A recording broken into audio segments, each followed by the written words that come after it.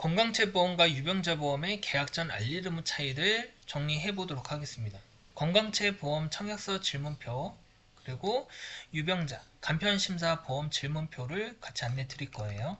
청약서 내용을 어렵게 해석할 필요는 없습니다. 질문표가 기준입니다. 건강체보험 같은 경우에는 보통 3개월 이내 질문은 다음과 같습니다. 질병 확정 진단, 질병 의심 소견, 치료, 입원, 수술, 투약.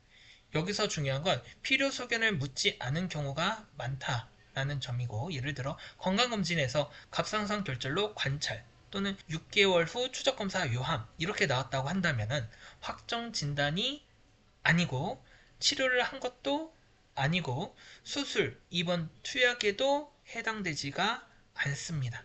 건강체보험은 대부분 진단서 또는 소견서 발급 여부 중심이고, 즉 실제 치료가 있었는지 확정 진단이 있었는지 이게 핵심 판단 기준입니다.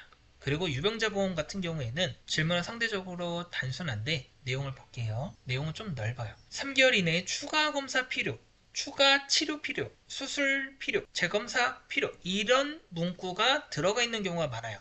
그리고 아주 중요한 문장이 하나 있는데 진단서, 소견서뿐만 아니라 진료 기록부 등에 기재된 경우도 포함합니다. 이게 굉장히 결정적인 차이이고, 건강체보험에서는 진단서, 소견서 중심이었지만은 유병자 보험일 경우에는 차트 기록까지도 포함될 수 있습니다.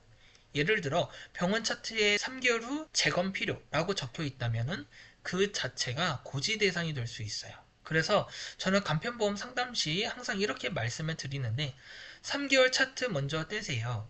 차트 확인 없이 진행하면 나중에 분쟁으로 이어질 가능성도 높습니다. 이제 실무적으로 꼭 기억해야 될 구간인데 3개월이 가장 엄격하고요. 1년 이내 검사, 추가 검사 필요 이 문구들 반드시 확인해야 합니다. 건강체보험에서는 해당 안 될 수도 있지만 간편보험에서는 해당될 수도 있거든요.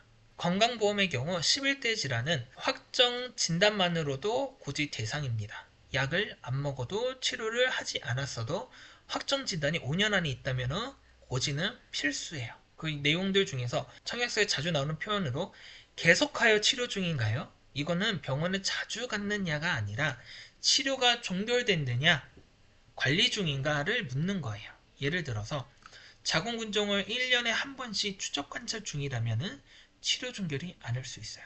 제가 실무에서 본 사례 중에 질문표에 없는 내용까지 모든 병력을 다 적어버린 청약서가 있었는데 그럴 필요는 전혀 없고, 우리는 청약서 질문에 해당하는지만 정확히 체크하면 됩니다. 과도한 기재는 오히려 분쟁 소지가 될 수도 있어요. 정리해 보겠습니다. 건강체보험의 알릴 의무에서는 진단 치료 중심으로 묻고 있고요.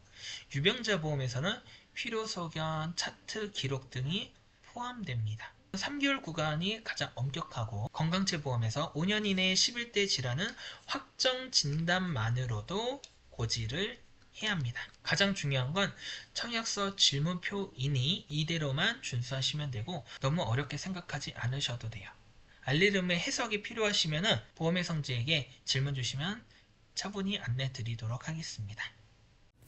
보험 광고는 광고 심의 기준을 준수하였으며 유효기간은 심의일로부터 1년입니다.